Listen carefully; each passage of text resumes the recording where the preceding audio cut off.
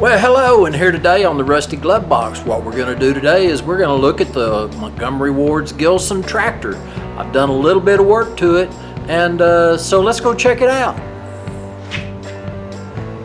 Well, here you can see that we got some new front tires and painted the wheels, knocked all the rust off. Got some new back tires, cleaned the wheels up, got some tractor lug tires on there. And I took a pressure washer to everything real good.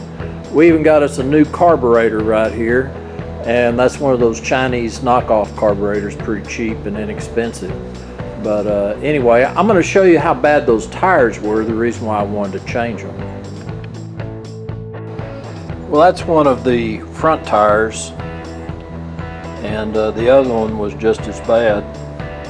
And I know y'all say, well, that's not that bad. I got something worse than that on the front of my car now, but it is a shame it got cracked like this, because it still had a lot of good tread on it, and the tires that I put on aren't near the quality of tire that this one is.